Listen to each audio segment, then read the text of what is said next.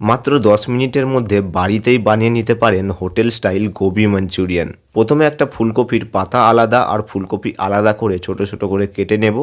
এখানে পেঁয়াজটা একটু অন্যরকমভাবে কাটতে হবে। পেঁয়াজটা প্রথমে 4 ভাগে ভাগ করে প্রত্যেকটা ভাগের মাঝখানে কেটে নিয়ে একটা একটা করে লেয়ার ডিভাইড করে এইভাবে পেঁয়াজগুলো কাটতে হবে। কাঁচা লঙ্কা আর রসুন কিন্তু আপনাদের স্টাইলে আপনারা কেটে নিতে পারেন। এইবার কেটে নেওয়া ফুলকপি আর একটা টমেটো কেটে ভালো করে সেদ্ধ করব।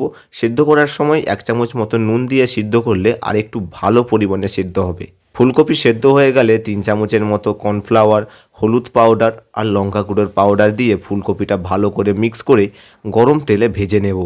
এইবার একটা কোড়ার মধ্যে অল্প তেল দিয়ে প্রথমে পেঁয়াজ, তারপরে রসুন, তারপরে কাঁচা লঙ্কা স্টেপ বাই স্টেপ ভেজে টমেটোর পিউরি অ্যাড করে দিয়ে 2 বাটির মতো জল দিয়ে একটা গ্রেভি তৈরি করব। গ্রেভির মধ্যে স্বাদ মতো নুন, হলুদের পাউডার, লঙ্কার পাউডার দিয়ে গ্রেভিটা ভালো করে ফুটিয়ে নেব। গ্রেভি ফুটে গেলেই অ্যাড করে দেব ভাজা ফুলকপি, 2 চামচ কর্নফ্লাওয়ারের মধ্যে জল মিশিয়ে অ্যাড করে দেব। এতে গ্রেভি অনেকটা গাঢ় হয়ে যাবে।